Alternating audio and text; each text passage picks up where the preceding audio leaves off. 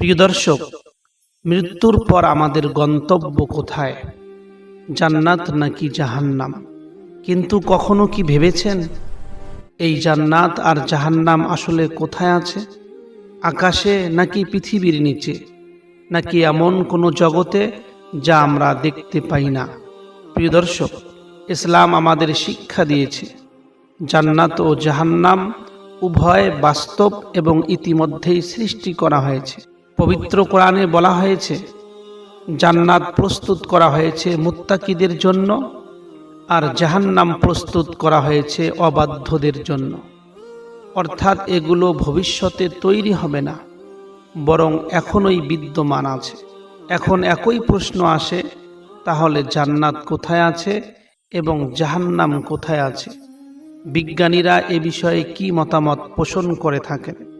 ইসলামী আলিমদের মত অনুযায়ী জান্নাত রয়েছে সপ্ত আসমানের উপরে, আল্লাহর আরশের নিকটে, অর্থাৎ সপ্ত আসমানের উপরে কিন্তু আরশের নিচে। আর জাহান্নাম রয়েছে মাটির নিচের দিকে। কিছু আলিমগণ বলেছেন পৃথিবীর নিচে বা সৃষ্টির নিম্ন স্তরে জাহান্নাম অবস্থান করে। কিন্তু গুরুত্বপূর্ণ বিষয় হলো আমরা এই জগৎ দিয়ে এগুলোকে মাপতে পারি না। এই পর্যন্ত কেউ প্রথম আসমানে উঠতে পারে নাই। তাহলে প্রথম আসমান, দ্বিতীয় আসমান, তৃতীয় আসমান, এইভাবে সপ্ত আসমান পার করে তারপরে জান্নাত রয়েছে। সেখানে যাওয়া কি আমাদের পক্ষে সম্ভব?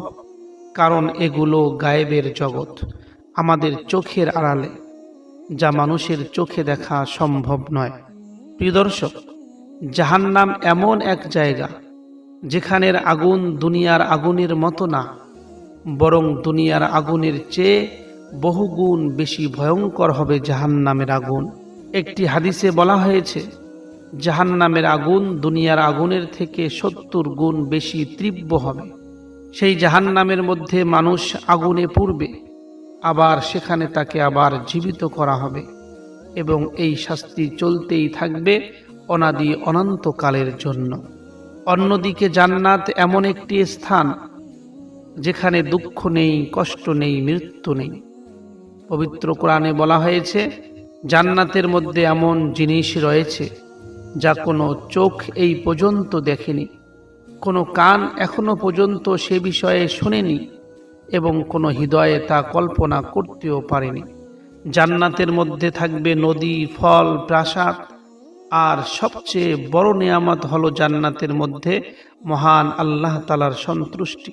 প্রিয় দর্শক, এখন প্রশ্ন হলো মানুষের মধ্যে কি কেউ জান্নাত এবং জাহান্নাম দেখেছে? ইসলামের আলোকে এই প্রশ্নের উত্তর এইভাবে দেওয়া সম্ভব: হ্যাঁ, অবশ্যই বেশ কিছু মানুষ এমন রয়েছে যারা জান্নাত এবং জাহান্নাম দেখেছেন। তাদের মধ্য থেকে যারা জান্নাত এবং জাহান্নাম দেখেছেন, 1 নম্বর হইল আমাদের নবী মুহাম্মদ সাল্লাল্লাহু আলাইহি ওয়াসাল্লাম। আমাদের নবী মুহাম্মদ সাল্লাল্লাহু আলাইহি ওয়াসাল্লামের সবচেয়ে গুরুত্বপূর্ণ এবং নির্ভরযোগ্য ঘটনা হলো মেরাজের ঘটনা। এই মেরাজের সময় আল্লাহর রাসূল সাল্লাল্লাহু আলাইহি ওয়াসাল্লাম সপ্ত আকাশ ভ্রমণ করেন এবং জান্নাত দেখেন এবং জাহান্নামও দেখেন। হাদিসের বর্ণনায় আছে রাসূলুল্লাহ সাল্লাল্লাহু আলাইহি ওয়াসাল্লাম জান্নাতের নিয়ামত এবং জাহান্নামের শাস্তি স্বচক্ষে দেখেছেন। 2 নম্বর ব্যক্তি, কিছু বর্ণনায় পাওয়া যায় নবী ইব্রাহিম আলাইহিস সালাম জান্নাতের সাথে সম্পর্কিত দৃশ্য দেখেছেন এবং মৃত্যুর পর আত্মার অবস্থান সম্পর্কে জ্ঞান লাভ করেছেন। 3 নম্বর ব্যক্তি যে জান্নাত এবং জাহান্নাম দেখেছেন তাহা হইল শহীদ এবং কিছু নেককার বান্দা।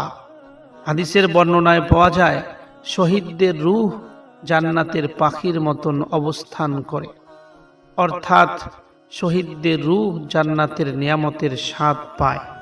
প্রিয় দর্শক, আজকাল আমরা অনেক গল্প শুনি, কেউ স্বপ্নে জান্নাত দেখেছে, আবার কেউ জাহান্নাম দেখে ফিরে এসেছে। কিন্তু আমাদের মনে রাখতে হবে সব গল্প কিন্তু সত্য নয়, সবকিছু ইসলামের দৃষ্টিতে গ্রহণযোগ্য নয়।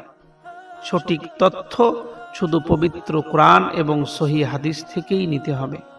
প্রিয় দর্শক, প্রশ্ন হলো আমাদের গন্তব্য স্থান কোথায় হবে, জান্নাত নাকি জাহান্নাম? এটা নির্ভর করছে আমাদের ঈমান, আমাদের আমল এবং আমাদের নিয়তের উপর। প্রিয় দর্শক, এই জীবন আমাদের অস্থায়ী, চিরস্থায়ী নয়। আমরা পৃথিবীতে চিরস্থায়ী থাকব না, আমরা পৃথিবীর মধ্যে আজীবন থাকব না। একদিন আমাদের এই জীবন অবশ্যই শেষ হবে। সেদিন কিন্তু আমাদের কবরে যেতে হবে, আর তারপরেই শুরু হবে আমাদের জান্নাত এবং জাহান্নাম।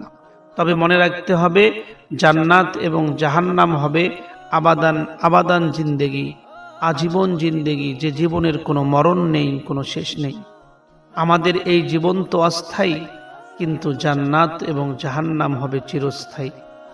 তাই আমরা আজই সিদ্ধান্ত নেই যে আমরা কোন পথে হাঁটব, কারণ মৃত্যুর পর আর কোনো সুযোগ থাকবে না।